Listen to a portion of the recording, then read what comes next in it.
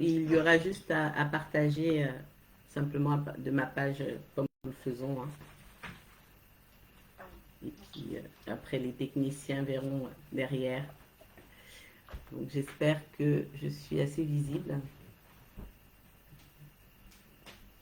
Au niveau de la qualité, je suis en ligne. Bonjour à tous. Rebonjour à mes frères et sœurs sur Skype, puisque nous sommes réunis pour le culte dominical de la main d'association, Paris. Donc, est-ce que vous me voyez et est-ce que vous m'entendez, bien aimé?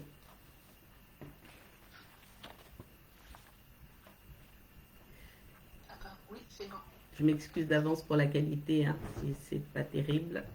Vraiment, je suis au maximum de ce que je peux faire, mais je nous prie de vraiment nous concentrer sur le fond. Amen. Donc, je me réjouis ce matin de pouvoir être le canal que le Seigneur utilise pour nous délivrer sa pensée. Dans le cadre de notre culte, nous avons passé la première partie sur Skype et je suis donc pasteur Carmel Gatsé. C'est moi qui ai donc la charge de délivrer le message du Seigneur ce matin. Nous bénissons le Seigneur de ce que, bien évidemment, il est avec nous, présent, et que son esprit est à l'œuvre. Et nous voulons prier avant de poursuivre pour lui recommander encore ces instants et lui demander de venir encore nous aider à bien disposer nos cœurs pour que sa parole vraiment produise du fruit en abondance. Tendre Père, nous sommes rassemblés ce matin devant toi, Papa, pour vraiment, Seigneur, venir recevoir encore la bonne nourriture, Seigneur, que tu as prévue pour nous au travers de ta parole. Seigneur, nous te bénissons parce que tu nous as déjà fait beaucoup de bien au travers de la louange et de l'adoration. Et Seigneur, nous ne voulons pas poursuivre, Seigneur, sans vraiment t'implorer et te supplier, Seigneur, de continuer de nous accompagner, de nous diriger par le Saint-Esprit pour que, Seigneur, tu puisses nous donner ce dont nos cœurs ont besoin. Nous avons besoin, Seigneur, de marcher davantage, Seigneur Dieu, dans la sanctification, d'obéir, Seigneur, à ta parole comme tu le désires, mais nous avons aussi grandement besoin de te connaître davantage, Seigneur. Nous avons besoin d'être encouragés dans notre foi. Nous avons besoin, Seigneur, d'avoir le bon regard de la foi. Nous avons besoin de grandir, de croître, Seigneur, de prendre de la maturité pour mieux te servir, Seigneur, pour être davantage sensible à ta volonté, pour être à l'écoute de ta voix, Seigneur. Ne plus douter lorsque c'est toi qui nous parles, Seigneur, et discerner les esprits. Seigneur, rejeter la voie du mal. Nous avons tant de choses à apprendre de toi, Seigneur. C'est notre besoin que nous te présentons ce matin pour que tu puisses y répondre par ta parole, Seigneur, afin que nous soyons de bons ouvriers pour ta gloire, afin que nous soyons vraiment ces vases d'honneur qui sont utiles, Seigneur, à tes yeux. Oh Papa, bénis-nous, Seigneur, ce matin. Opère, Seigneur Dieu, par ta puissance, par ton esprit, Seigneur, de grands miracles au milieu de nous, dans nos vies, Seigneur. Tu sais à quel point, Seigneur, nous avons soif de toi. Tu sais à quel point, Seigneur, parfois, Seigneur, à cause de ce monde, Seigneur, difficile, nous pouvons nous lever le matin fatigués. Nous pouvons, Seigneur, parfois traverser des périodes de découragement. Mais toi, Seigneur, tu ne nous abandonnes pas. C'est toi qui relèves le faible. Alors, Seigneur, nous te bénissons.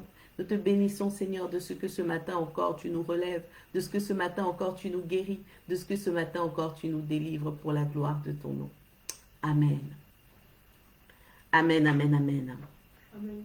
Amen. Alors, je m'inquiète un peu pour la qualité de l'image, mais j'espère que ça va aller par la grâce de Dieu. Je vais essayer de parler fort, ça compensera la qualité de l'image, je l'espère. Alors ce matin, en introduction, je voudrais vous lire un passage que le Seigneur avait inspiré au prophète Ésaïe, dans Ésaïe 43, au verset 19. Et ce passage, ce verset, va introduire la pensée du Seigneur pour nous, puisqu'il veut parler à son peuple. Donc je lis la parole de Dieu. Je vais lire donc Ésaïe 43, les versets 18 et 19. Ne pensez plus aux premiers événements. Ne cherchez plus à comprendre ce qui est ancien. Je vais faire une chose nouvelle qui est déjà en germe. Ne la remarquerez-vous pas? Je vais tracer un chemin en plein désert et mettre des fleuves dans les endroits arides. Amen. Amen, amen, amen, amen. Alors, ce matin, la pensée que le Seigneur veut nous partager, c'est vraiment, déjà en introduction, de comprendre que Dieu ne fait pas les choses selon le bon vouloir de l'homme. Ses pensées sont éloignées des nôtres, nous le savons, ses voies ne sont pas les voies des hommes. Et donc, il y a parfois des choses que nous n'arrivons pas toujours à comprendre dans la parole de Dieu, mais le Seigneur, dans sa grâce, dans son amour, dans sa bonté, prend soin de nous les expliquer.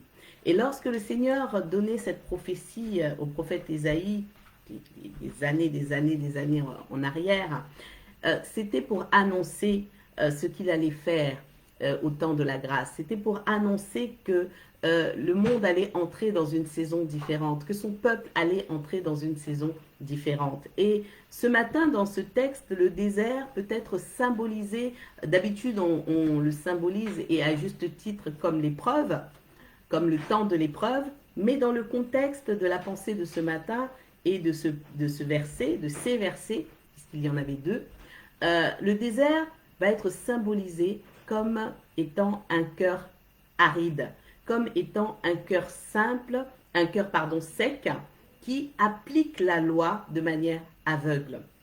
De manière aveugle parce qu'il lui manque la vue de l'esprit. Il lui manque la vue que confère le Saint-Esprit. Il lui manque la vue que confère la grâce de Dieu. Voilà pourquoi le Seigneur annonçait qu'il allait venir à la rencontre du cœur de l'homme, qu'il n'allait plus œuvrer comme il l'a fait anciennement, mais qu'il allait venir à la rencontre du cœur de l'homme. C'est ce que le Seigneur Jésus-Christ est venu faire sur cette terre lorsqu'il est venu en tant qu'homme, c'était de venir à la rencontre de nos cœurs.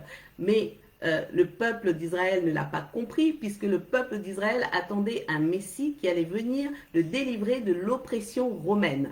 Or, comme nous savons que les pensées de Dieu sont éloignées de celles des hommes, que les voies de Dieu ne sont pas les voies des hommes, eh bien, le Messie n'a pas été reconnu tel qu'il devait l'être et son action n'a pas été comprise par ceux qui n'avaient pas la vue de l'esprit et surtout par ceux qui refusaient d'être à l'écoute, qui avaient les cœurs endurcis.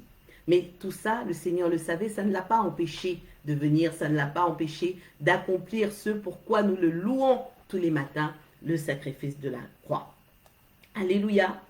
Et donc c'est important de comprendre que dans le cœur de l'homme, il y a cette barrière ou cette forteresse, je ne sais pas comment vous souhaitez l'appeler, mais en tout cas, il y a une pensée qui est attachée au cœur de l'homme, une pensée qui n'est pas bonne, parce que l'homme considère de manière naturelle que plus il constate des imperfections chez l'autre, chez son vis-à-vis, plus il est parfait lui-même. Plus il constate des faiblesses chez l'autre, plus il se sent supérieur. Et c'est humainement normal parce que le désir de domination, le désir d'élévation est fortement attaché à la chair. Et c'est ainsi que l'on peut voir que même la loi que Dieu a donnée peut être utilisée à des fins d'élévation. On peut la tordre, on peut lui faire dire tout ce qu'on a envie parce que dans le cœur, nous sommes animés d'une mauvaise motivation. Et nous allons donc lire le texte de base pour ce message qui se trouve dans Jean au chapitre 8, du verset 1 à 11. C'est une histoire que nous connaissons, que nous allons revisiter ce matin par la grâce de Dieu. C'est le texte sur la femme adultère. Donc Jean chapitre 8, du verset 1 au verset 11, où le Seigneur va nous parler de l'état des cœurs et surtout, il va se révéler à nous tel que nous devons encore le connaître ce matin. Donc, je vais lire dans Jean chapitre 8, du verset 1 au verset 11. Je lis la parole de Dieu. Jean chapitre 8, verset 1 au verset 11. Jésus se rendit au mont des Oliviers, mais dès le matin, il revint dans le temple et tout le peuple s'approcha de lui. Il s'assit et se mit à les enseigner. Alors les spécialistes de la loi et les pharisiens amenèrent une femme surprise en train de commettre un adultère. Ils la placèrent au milieu de la foule et dirent à Jésus, « Maître, cette femme a été surprise en flagrant délit d'adultère. Moïse, dans la loi, nous a ordonné de lapider de telles femmes. Et toi, que dis-tu » Il disait cela pour lui tendre un piège, afin de pouvoir l'accuser. Mais Jésus se baissa et se mit à écrire avec le doigt sur le sol. Comme il continuait à l'interroger, il se redressa et leur dit, « Que celui d'entre vous qui est sans péché jette le premier la pierre contre elle. » Puis il se baissa de nouveau et se remit à écrire sur le sol. Quand ils entendirent cela, accusés par leur conscience, ils se retirèrent un à un, à commencer par les plus âgés et jusqu'au dernier. Jésus resta seul avec la femme qui était là au milieu. Alors il se redressa et ne voyant plus qu'elle, il lui dit, « Femme, où sont ceux qui t'accusaient? Personne ne t'a donc condamné ?» Elle répondit, « Personne, Seigneur. » Jésus lui dit, « Moi non plus, je ne te condamne pas. Va, et désormais ne pêche plus. » Amen, amen, amen à la parole de Dieu. Donc c'est un texte que nous connaissons, que nous revisitons par la grâce de Dieu. Et dans ce texte, nous pouvons nous rappeler que les pharisiens utilisent un cas d'adultère, de flagrant délit d'adultère pour piéger le Seigneur, pour le discréditer. Voilà, ils amènent une femme qui a été prise en flagrant délit d'adultère. Mais bien que cette femme soit coupable, nous pouvons constater que c'est pour eux un prétexte. C'est pour eux un prétexte parce que nous pouvons noter qu'ils viennent citer la loi, mais que la loi ne dit pas exactement que seule la femme doit être condamnée. Nous allons aller le lire dans Lévitique 20, verset 10, pour bien comprendre ce que dit exactement la loi. C'est important. Lévitique 20 au verset 10 dit « Si un homme commet un adultère avec une femme mariée, s'il commet un adultère avec la femme de son prochain, l'homme et la femme adultères seront punis de mort. » Amen. L'homme et la femme adultères seront punis de mort. Pas la femme seulement. Pas la femme seulement. Mais voilà, pour obéir à notre chair, l'être humain lambda trouve toujours un moyen pour que tout ce qui l'entoure puisse servir ses motivations. Et donc, les pharisiens, les spécialistes de la loi, utilisent à ce moment-là le texte de la loi pour lui faire dire ce qui les arrange. Et je méditais avec le Seigneur et je me rendais compte, j'avais cette pensée à me dire, mais pourquoi la femme et pourquoi pas l'homme? Et certainement, alors ça c'est ma méditation personnelle, mais ça ne veut pas dire que c'est ça. Mais je me suis dit, mais c'était peut-être plus facile pour eux d'attraper la femme qui devait être plus faible physiquement, plutôt que l'homme qui était peut-être costaud, qui a réussi à fuir. C'était peut-être une cible plus facile. Et bien évidemment, avec le machisme en plus de l'époque, ça a dû vraiment faire leur affaire. Mais seul le Seigneur connaît réellement le contexte de cette histoire, donc ce n'est pas très important. En tout cas, la motivation des pharisiens, des spécialistes de la loi, elle était connue, c'était de piéger le Seigneur Jésus. Et ce qui a retenu mon attention lors de ma méditation, que je vous partage, c'est vraiment, j'ai trouvé admirable le Seigneur dans sa capacité à prendre de la hauteur et à manifester de la sagesse. Quel homme, bien-aimé, quel homme nous avons vraiment dans ce texte. Parce que oui, il était homme, il était de la même nature que nous. Et il a eu une attitude de grandeur, de sagesse, il a pris de la hauteur. Il a pris de la hauteur. Et c'est en ça que le Seigneur Jésus-Christ peut vraiment nous montrer la voie. Il aurait pu confondre, bien-aimé, il aurait pu confondre ces pharisiens, parce qu'il était lui-même l'incarnation de la parole de Dieu. Il aurait pu les confondre, bien-aimé, mais au lieu de cela, il a choisi le silence. Alors, il y a toutes sortes d'interprétations sur ce qu'il écrivait. Ce ne sera pas mon propos ce matin sur ce qu'il écrivait au sol. En tout cas, ce qui est sûr, c'est que si ça ne nous a pas été révélé, ce n'est pas d'une importance capitale pour notre pensée. Mais en tout cas, il leur a opposé aux accusations le silence dans un premier temps. Et lorsqu'ils ont insisté, le Seigneur a dû sentir qu'ils avaient le cœur rempli de malice, rempli d'une malice meurtrière, diabolique.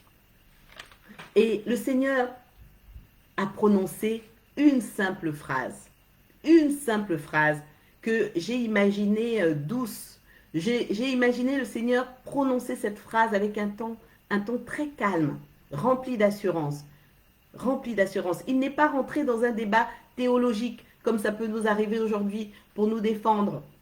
Non, il n'a pas non plus été cassant, méprisant, en tout cas, on ne le ressent pas dans ce qu'il a dit.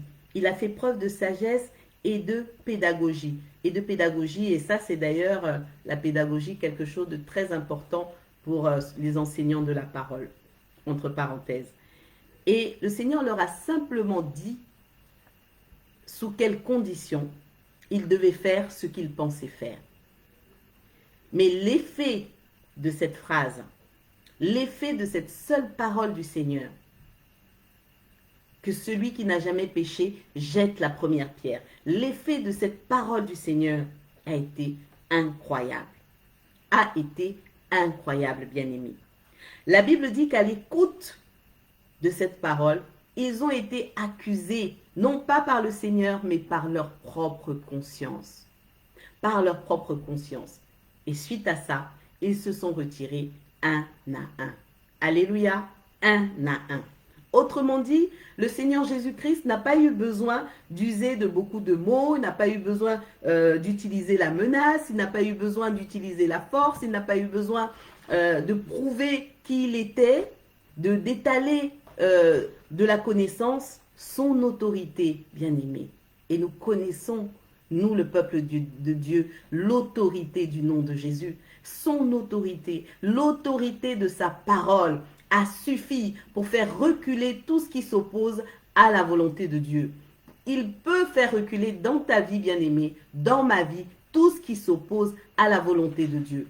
Tout ce qui vient pour te condamner, tout ce qui vient pour te garder la tête plus bas que terre, tout ce qui vient pour te calomnier, combien même tu aurais fait quelque chose de mal, parce que c'est ce que nous allons voir après. Cette femme était coupable, elle était bien coupable, et ce qu'elle a fait n'était pas bien, pas du tout. Ce qu'elle a fait était très grave. Mais, bien aimé, nous pouvons constater, et même encore aujourd'hui, que lorsque il y a ce type de situation, il y a toujours, et ce ne sont pas les païens qui se précipitent, ce sont toujours les religieux qui se précipitent un peu comme des mouches sur un cadavre. Mais nous voyons là, dans ce texte, que l'autorité de la parole de Jésus a eu un effet incroyable. Et bien qu'il y ait eu ce qu'on peut appeler un vice de procédure dans la manière dont ils ont interpellé la femme, dans la manière dont ils ont interpellé la loi, vraiment, j'insiste, cette femme n'était pas non plus innocente. Et c'est important de ne pas atténuer non plus son acte, parce que réaliser qu'elle a bel et bien péché, ça va nous permettre de comprendre aussi quelle est la volonté de Dieu. Quelle est la volonté du Seigneur face à quelqu'un qui a péché, face à quelqu'un qui est discrédité à cause de son péché. Quelle est la réaction du Seigneur? Quelle est l'attitude de Dieu? Et quelle est l'attitude que Dieu voudrait que l'on puisse avoir? Parce qu'on peut se retrouver tantôt du côté de l'accusateur, tantôt du côté du pécheur. Si on considère de toute manière que de toute façon nous sommes tous pécheurs. Nous allons y venir. Lorsque le Seigneur annonce par Ézéchiel vouloir ouvrir un chemin dans le désert, vraiment, comprenons vraiment que Humainement parlant, nous avons des cœurs durs. Nous avons des cœurs vraiment durs. Nous avons des cœurs méchants.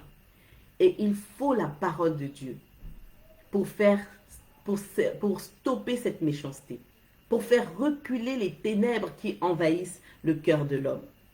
Il faut que l'eau de la parole puisse immerger nos cœurs pour ôter cette aridité, cette sécheresse qui nous empêche de produire du bon fruit, combien même nous confessons le nom de Dieu. Combien même nous citons, comme les pharisiens pouvaient le faire, nous récitons des textes de loi. Cette sécheresse intérieure dans nos cœurs, il n'y a que l'eau de la parole qui peut venir l'atténuer, voire la faire disparaître. Et Jésus, connaissant l'état du cœur de l'homme, s'il était entré dans une lutte de mots avec les pharisiens ce jour-là, cette femme serait morte. Serait peut-être morte, parce que ce n'est pas arrivé, donc c'est une hypothèse, mais très probable, à mon sens. Cette femme aurait pu mourir. Si le Seigneur Jésus avait eu une attitude suffisante, cette femme aurait pu mourir.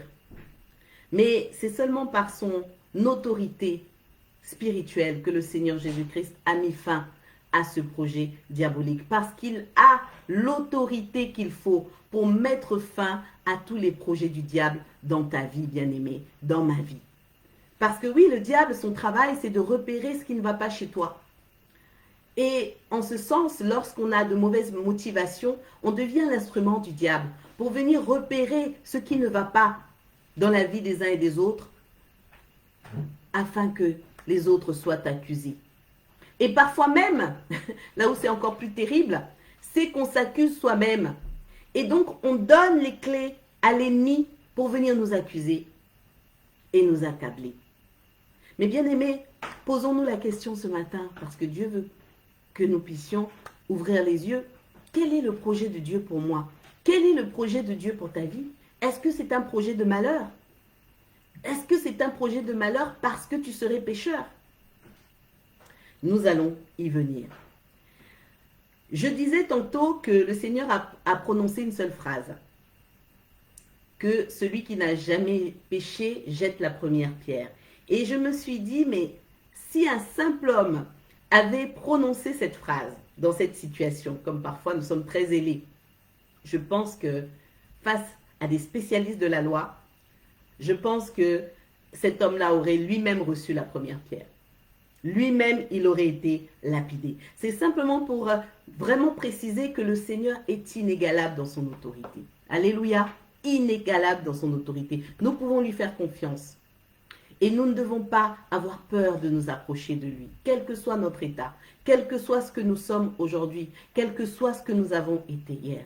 Le Seigneur veut que tu saches que ce matin encore, il veut que tu t'approches de lui. Quel que soit l'état de ton cœur, parce qu'il veut créer un chemin nouveau dans ton cœur. Il veut ôter toute la sécheresse, toute l'aridité, toute la part de ténèbres qui subsiste encore. Alléluia. Et la bonne nouvelle pour nous ce matin, c'est que par son esprit, nous n'avons pas besoin de nous quereller avec l'accusateur. Nous n'avons pas besoin de nous battre. Nous n'avons pas besoin de ruser pour nous défendre devant quoi que ce soit. Je ne sais pas pourquoi le Seigneur donne cette pensée ce matin. Je ne sais pas pourquoi le Seigneur utilise ma bouche pour parler de ces choses. Mais Dieu sait ce que chacun peut traverser dans sa vie et le Seigneur pourvoit toujours. Alléluia. Et il veut que ce matin, nous puissions nous rappeler que lorsque l'ennemi veut nous piéger, au travers des situations que nous pouvons rencontrer, au travers peut-être d'échanges que nous pouvons avoir, face aux accusations, nous devons laisser l'autorité de Jésus-Christ en nous opérer comme Dieu le voudra, au temps favorable. Alléluia, au temps favorable. Mais une chose est certaine, cette autorité, cette force du Seigneur, ne se transformera jamais en violence, ne se transformera jamais en querelle, ne se transformera jamais en bagarre physique notamment. Elle fera plutôt reculer le mal, comme le Seigneur a pu le faire dans ce texte. Elle fera reculer l'injustice. Et le Seigneur a fait reculer le mal, gloire à Dieu, des deux côtés, du côté des accusateurs, tout comme du côté de la femme adultère. Et pour ce dernier cas, nous allons le voir. Mais la force que Dieu nous donne vient faire reculer les ténèbres. Et c'est en cela que par nos vies rachetées, nous sommes ouvriers pour le Seigneur. Alléluia. Nous sommes ouvriers par le Seigneur parce que l'autorité qui est la sienne et qu'il nous confère nous permet de faire reculer les ténèbres, non pas à la manière des hommes, non pas en allant nous battre physiquement, non pas en étant méchants, non pas en étant dans des insultes, dans les menaces, dans les calomnies, dans la suffisance, dans le mépris. Mais nous sommes vainqueurs du mal par le bien. Comme le Seigneur l'a été, il a été calme, il a répondu. Il a fait preuve de son autorité spirituelle. Alors ce matin, bien-aimé, sors des querelles. Sors de l'envie de démontrer que tu as plus de connaissances que les autres. Sors de ces choses, ne médite pas la vengeance, n'envoie pas le feu aux ennemis. Bien au contraire, bénis ceux qui te combattent, car c'est ce que nous recommande la parole de Dieu. Et nous savons que le Seigneur s'occupe de nous. Alléluia! C'est le Saint-Esprit en nous qui nous soutient pour que rien ne puisse venir nous vaincre. Pour que rien ne puisse venir nous vaincre. Nous sommes appelés à être vainqueurs du mal par le bien. Et nous avons le plus beau des exemples. Alléluia. Le plus beau des exemples, c'est le Seigneur Jésus-Christ. Parce que sa belle attitude nous enseigne au travers de ce texte. Ensuite, intéressons-nous à cette rencontre avec le Seigneur, cette rencontre, entre le Seigneur Jésus et la femme adultère. J'ai un pop-up, j'espère que vous ne le voyez pas. Et la femme adultère. Donc cette rencontre est aussi particulière. Parce que tout le monde est parti, nous dit le texte de Jean chapitre 8. Tout le monde est parti, une fois que la conscience de chacun les a ramenés un peu à la raison. Tout le monde est parti. Donc la femme reste là, au milieu, là où certainement on l'avait déposée. Et c'est le Seigneur qui lui parle en premier. Alors j'ai imaginé l'état dans lequel devait être cette femme adultère, cette femme pécheresse. Elle devait être en larmes, elle devait avoir très peur, elle risquait quand même la mort par lapidation et sa conscience devait doublement l'accuser parce qu'elle était vraiment coupable. Donc c'est un état intérieur que je n'ose même pas imaginer, je vous laisse peut-être imaginer, ça devait être terrible. Elle devait trembler de tous ses membres parce qu'elle était vraiment consciente de la faute qu'elle avait commise et en plus, elle avait été discréditée en public par un groupe de responsables religieux. Et bien aimé, le mot grec qui désigne l'accusation en français, il signifie catégoriser. Catégoriser. Et ça, c'est vraiment ce que l'ennemi aime faire. C'est-à-dire nous mettre dans des cases, nous mettre dans des catégories, nous donner une identité qui nous condamne à vie. Nous ranger définitivement dans une catégorie toute notre vie. Quoi qu'on fasse, lorsqu'on voit cette femme, il faut qu'on l'appelle femme adultère. Quoi qu'elle fasse. Quoi que tu fasses, il faut qu'on t'appelle voleur. Quoi que tu fasses, il faut qu'on t'appelle menteur. Et j'en passe. Ça, c'est le travail de l'ennemi. C'est de venir nous donner une identité qui n'est pas celle que Dieu veut voir en nous. Qui n'est pas celle, en tout cas, que Dieu veut nous donner. Et pour le Seigneur, certes, cette femme a commis une faute. Et je le précise, très grave à ses yeux. Mais cette faute ne la résume pas. Parce qu'il y a de l'espoir pour elle. C'est Jésus qui est la source de son salut. Alléluia. C'est Jésus qui est la source de son salut, tout comme il a été la source de mon salut. Gloire à Dieu. Gloire à Dieu. Je ne me résume pas à ce que j'ai pu faire hier. Grâce au Seigneur Jésus-Christ, les accusateurs ne peuvent plus m'appeler comme par rapport à ce que j'ai pu faire hier. Terminé par sa grâce. Et ça, j'y crois. Parce qu'il n'est pas mort en vain à la croix. Alléluia. Il a porté mes péchés. Il a effacé ma dette. Et il a effacé la tienne. Amen, amen, amen.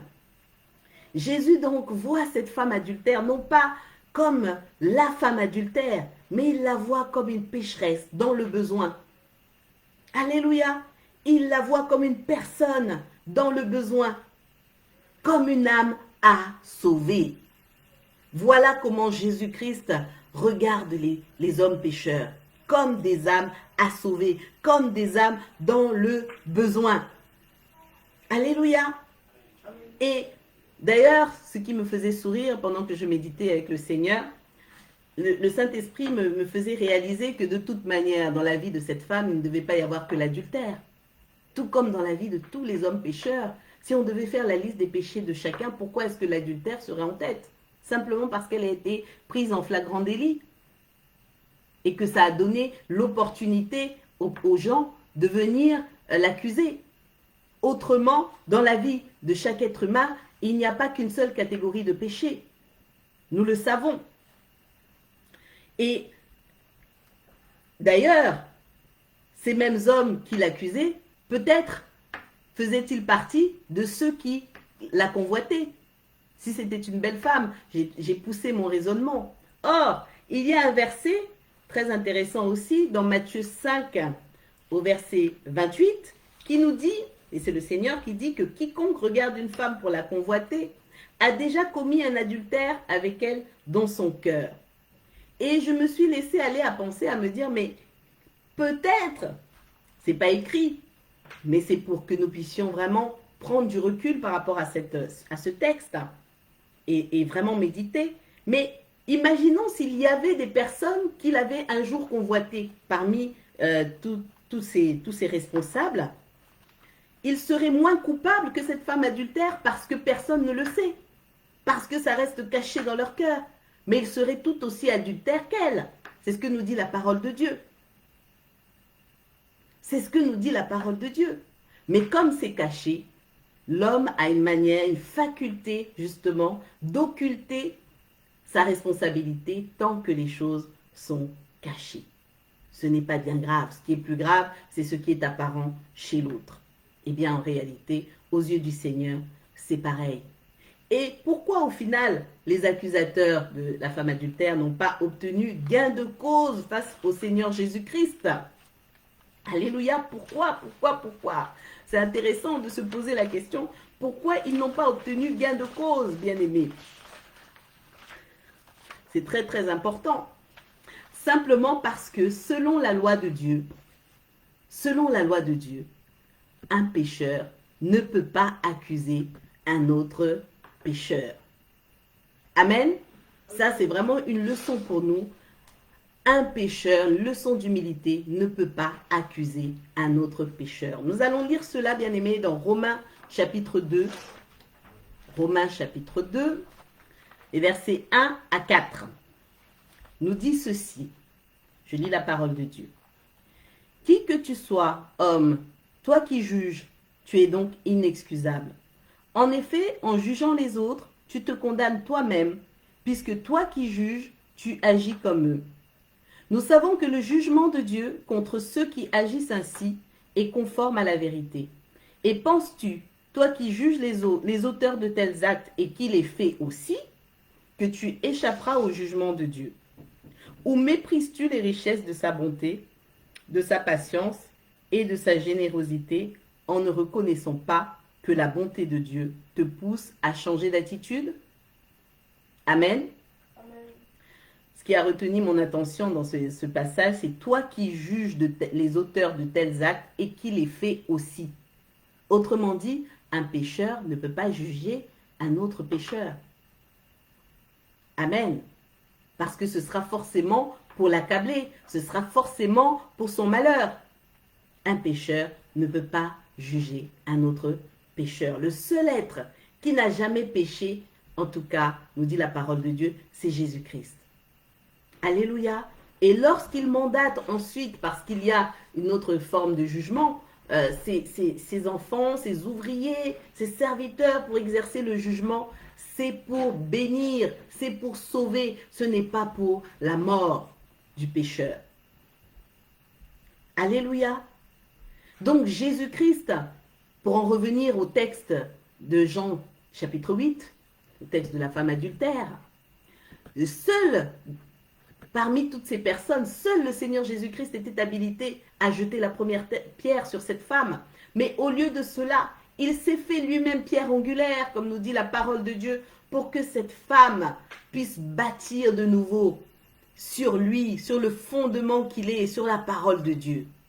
Alléluia. Il n'a pas voulu sa mort, parce que nous savons que le Seigneur ne veut pas la mort du pécheur. Non, il voulait lui donner la vie, parce que jusque-là, elle ne connaissait pas la vie, mais elle venait de le rencontrer au travers de la personne de Jésus-Christ. Alléluia. Elle allait cesser de bâtir sur le sable. Elle allait cesser de bâtir sur le péché, mais elle allait recevoir la vie nouvelle. Et ça, c'est la bonté de Dieu dont parle la lettre aux Romains. Ça, c'est la bonté de Dieu qui pousse à la repentance. Il n'y a que la bonté de Dieu qui peut convaincre un cœur de repentance. Tous nos blablas ne serviront pas s'il n'y a pas derrière la motivation qui vient du Seigneur. Amen. S'il y a juste la motivation de prouver à l'autre qu'il est minable, qu'il est moins bien que nous, que nous sommes bons chrétiens et l'autre non, que sa liste de péchés est plus impressionnante que la nôtre. Si c'est cette seule motivation qui nous anime, bien-aimés, pour aller vers le pécheur, alors nous ne conduirons personne à la repentance parce que de toute manière, c'est le travail du Saint-Esprit. C'est le travail du Saint-Esprit. Et donc ce matin, rappelons-nous que nous avons le meilleur des modèles.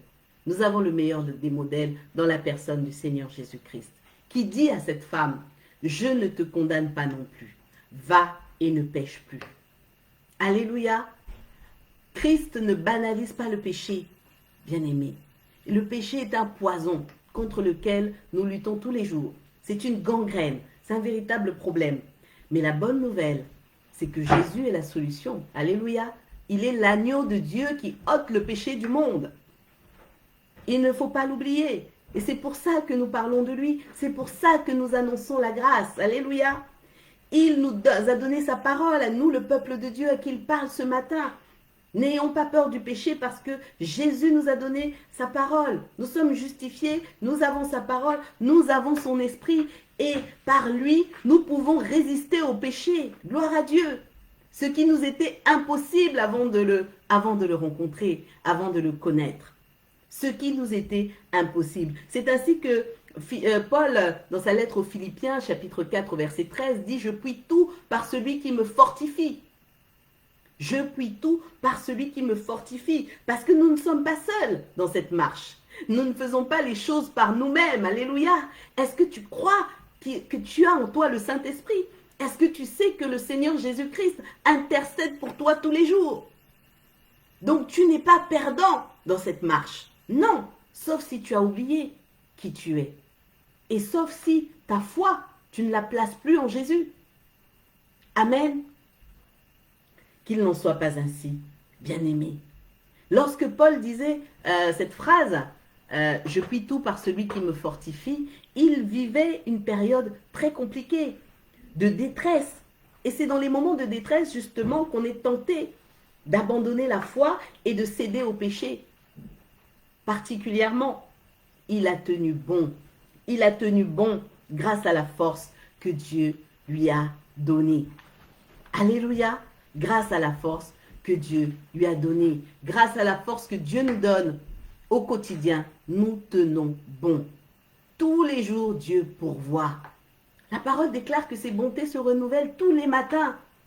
Tous les matins, il exerce sa bonté sur la terre. Et nous, ses enfants, alors nous avons des privilèges incroyables, bien-aimés, qui ne nous rendent pas supérieurs. Attention, le mot privilège aux yeux de Dieu ne veut pas dire supérieur aux autres, supérieur aux païens. Pas du tout. Alléluia. Mais la manifestation de sa bonté dans nos vies sert aussi à pouvoir le glorifier aux yeux des hommes qui ne le connaissent pas pour qu'ils viennent à lui. Parce qu'il veut bénir. Parce qu'il veut bénir. Et donc, lorsque Jésus dit à la femme adultère, je ne te condamne pas, bien-aimée, quelle bénédiction. Tout ce qu'il y a dans cette phrase, ça m'a bouleversée. Ça m'a bouleversée. Ça m'a bouleversée parce qu'un jour ou l'autre, j'ai été la femme adultère. Peut-être que je n'ai pas commis l'adultère. Je n'ai jamais trompé mon mari. Sois rassuré. Mais j'ai été à sa place parce que j'ai été dans le péché, comme chacun. Et quand le Seigneur dit, je ne te condamne pas, est-ce qu'on réalise tout ce que le Seigneur Jésus met dans cette phrase? tout l'amour qu'il met dedans, le pardon qu'il met dedans, la consolation qu'il met là-dedans pour cette femme qui devait être dans un état, elle était humiliée, elle n'était plus rien aux yeux des hommes. Vous imaginez cette scène aujourd'hui? Elle n'était plus rien, elle n'avait plus de dignité. Dans quel état elle était quand Jésus lui dit, le Seigneur, notre roi bien-aimé, le prince de la paix lui dit, je ne te condamne pas. Tout ce qu'elle reçoit de la parole du Seigneur, il la bénit. Lui, le juste juge, il lui donne le pardon, la miséricorde. Alléluia. Elle ignore à ce moment, bien que je crois dans mon cœur que cette parole lui a fait du bien, mais elle ignore à ce moment jusqu'où l'amour de Dieu va, jusqu'où l'amour de Dieu pour elle est allé. C'est-à-dire que Jésus-Christ prend sur lui son adultère. Alléluia. Il prend sur lui son adultère et il va aller à la croix avec. Il va aller jusqu'à la croix, jusqu'à mourir pour aller effacer cette dette, pour aller effacer ce péché abominable. Elle ne le sait pas encore. Elle n'a pas encore conscience de tout ce qu'elle a reçu, bien-aimée. Parfois, tu veux recevoir du Seigneur, mais tu ne vois pas tout de suite tout ce que Dieu te donne. Mais Dieu te donne beaucoup plus que ce que tu demandes. Et il fait pour nous au-delà de ce que nous pouvons imaginer et penser. Après lui avoir dit, je ne te condamne pas, autre chose extraordinaire, il dit de sa parole puissante et bénie, il dit, va et ne pêche plus. Et cette parole, bien-aimée, cette parole a la même autorité que celle qui a fait reculer l'accusateur. Elle a la même autorité. Lorsqu'il lui dit, va et ne pêche plus, il lui donne toute la force pour entrer dans la vie nouvelle. Alléluia. Il lui donne par sa parole toute la force pour entrer dans la vie nouvelle. Et c'est là où je conclus que, bien-aimé, sans la grâce de Dieu, nous le savons, nous le récitons, mais ça a été pour moi encore, comment dire, un renouvellement de l'intelligence à chaque fois qu'on médite. C'est fabuleux, c'est merveilleux parce que Dieu vient réinitialiser les choses mauvaises qui sont en nous et puis on reprend comme vie, alléluia, pour marcher encore plus fort, avec plus de zèle, plus d'enthousiasme, plus de force, plus de conviction, plus d'assurance, plus de joie du salut, alléluia. Eh bien, j'ai compris que sans la grâce, nous ne sommes vraiment rien. Que personne ne vous dise le contraire, sans la grâce de Dieu, nous ne sommes rien, nous ne serons que des cymbales retentissantes, que des enveloppes corporelles animées par le souffle de Dieu de base que Dieu nous a donné, qu'il a donné à toute l'humanité, mais véritablement sans... Il y a une petite coupure sur Skype. Donc, nous serons animés du souffle de vie basique que nous avons reçu à la naissance. Nous ferons des réalisations comme tous les hommes, mais sans la grâce de Dieu, tout cela sera vanité, comme le dit très bien l'Ecclésiaste. Et sans l'autorité de la parole, rien n'est possible. Mon frère, ma sœur, nous pouvons utiliser la parole comme bon nous semble pour faire des proclamations, lire les psaumes tous les jours. S'il n'y a pas derrière l'Esprit de Dieu, l'autorité de Dieu, la volonté de Dieu dans tout ce que nous sommes appelés à faire, eh bien, cela sera nul et sans effet dans nos vies. Et c'est ainsi qu'on peut se retrouver à tourner en rond des années durant parce qu'on croit connaître Dieu, parce qu'on croit être dans la volonté de Dieu, tandis que, comme ces pharisiens qui étaient très sûrs d'eux, eh bien, ils avaient les cœurs vides. Le Seigneur les a qualifiés de tombeaux blanchis. C'est très fort comme image parce que c'est vraiment la mort plus que d'être dans cet état. Il faut que nos cœurs soient vivants, des cœurs de chair. C'est l'image que le Seigneur donne aussi dans la parole. Des cœurs de chair, avoir un cœur de chair, c'est avoir un cœur vivant, un cœur qui bat, un cœur qui reçoit, qui fonctionne, alléluia, qui est à l'écoute du Seigneur, qui reçoit ce que le Seigneur lui donne, qui pulse. Alléluia, qu'il y ait une impulsion, une marche avec le Seigneur, c'est vraiment une dynamique. Et c'est lui qui donne le tempo. Alléluia, qui donne le tempo seconde après seconde. Il ne faut pas avoir le cœur froid. On a reçu, et puis on s'arrête. Et puis on commence à à faire le vieux sage qui sait tout, qui dicte tout, qui pense tout savoir. Quand Dieu pense à 13 heures, lui, il sait déjà, ou il savait même à 12 heures ce que Dieu allait penser à 13 heures. Que le Seigneur nous épargne cette mentalité. Alléluia. Mon frère, ma soeur, ce matin, s'il y a un cœur dans la culpabilité, si c'était le cas encore jusqu'à aujourd'hui, peu importe ce qu'il y a dans ta vie, peu importe ce qui bloque, tu as dû entendre le Seigneur te parler au travers de nos enseignements, te dire qu'il fallait sortir du péché, te dire qu'il fallait arrêter d'avoir un pied dehors, un pied dedans, qu'il fallait arrêter avec le compromis. Eh bien, sache que tu n'es pas obligé de te cacher plus longtemps du Seigneur. Tu n'es pas obligé de reculer.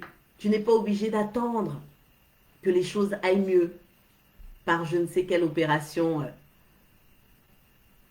Tu peux t'approcher du Seigneur Jésus-Christ qui tend la main encore ce matin pour qu'il accomplisse son œuvre en nous. Alléluia. Au-delà des paroles accusatrices, au-delà des paroles de malédiction, au-delà des regards, du regard des hommes, le Saint-Esprit peut conduire nos cœurs sur le chemin de la repentance et de la vie. Alléluia. Sur le chemin de la repentance et de la vie. Dans ton cœur, le Seigneur peut voir le regret. Il n'a pas besoin que les phrases sortent forcément de ta bouche. Des fois, on a tellement mal. Des fois, on est tellement honteux en soi-même. Mais Dieu voit déjà cela. Alléluia. Dieu voit déjà cela. Il voit déjà à quel point tu l'aimes et tu cherches un moyen de te relever devant lui. Amen. Il voit aussi ce cœur qui s'accuse tous les jours, qui s'accuse, dit Seigneur, j'aimerais tellement être comme tu veux, j'aimerais tellement ressembler, je ne sais pas, peut-être à maman Michel, j'aimerais tellement avoir la vie de consécration du pasteur Richel, j'aimerais tellement. Mais Dieu ne te demande pas de ressembler à qui que ce soit. Dieu va te transformer. Alléluia. Jésus te dit, viens, viens, viens boire à l'eau, à la source que je suis. L'eau de ma parole, elle est là, je te la donne. Je vais te transformer. Et c'est moi qui t'appelle à être comme tu seras. C'est moi qui sais comment tu dois être. Alléluia. Alors cesse de te morfondre en toi-même avec un idéal de foi, un idéal de vie, de foi qui ne vient pas du Seigneur, qui ne t'a pas été inspiré par le Seigneur. Ça aussi, c'est l'ennemi. Tu as ta place en Christ. Tu as ta place. Cette femme adultère a trouvé sa place en Jésus. Tu as toi aussi ta place en Jésus. Tu y es déjà. Arrête de regarder dehors. Arrête de regarder dehors, de vouloir ouvrir la porte pour sortir de là où tu es. Tu es déjà à la bonne adresse. Alléluia. Alors mon frère, ma soeur, ma prière de ce matin, c'est que la grâce opère dans tous les domaines de nos vies. Dans tous les domaines de nos vies, la grâce de Dieu doit pouvoir opérer. Dieu nous veut heureux et au service. Dieu nous veut vraiment heureux et au service. Nous devons persévérer parce que nous devons aller joyeusement annoncer au monde la bonne nouvelle du salut en Jésus-Christ. Parce qu'il n'y a aucun autre nom qui donne le salut sur cette terre, ni sous les cieux, ni nulle part. Amen. Vraiment, prions pour que plus rien ne nous accuse. Nous avons la solution en Jésus. Si ça ne va pas, réfugie-toi auprès du Seigneur. Cherche des bien-aimés pour la prière, pour les exhortations. Mais ne demeure pas dans un état où l'ennemi va t'isoler. Où l'ennemi va t'isoler. Parce qu'il cherche toutes les opportunités pour faire chuter les enfants de Dieu. Prions pour que rien ne nous accuse. Et ne comptons pas non plus sur nos propres forces. Ne comptons pas sur nos propres forces. Nos forces là ne valent rien. Amen, spirituellement parlant. Que la sanctification soit notre mode de vie par contre. Et rappelons-nous toujours ce qui est écrit dans Romains 8, 33-34. Il n'y a plus de condamnation pour ceux qui sont en Jésus-Christ. Si Dieu est pour nous, qui peut être contre nous? Soyons fortifiés, encouragés, renouvelés vraiment. Car Christ lui-même, je le disais tantôt, intercède pour nous auprès du Père. Christ lui-même intercède pour nous auprès du Père. Et en son nom, nous avons la victoire. Alléluia. Que Dieu vous bénisse. Amen.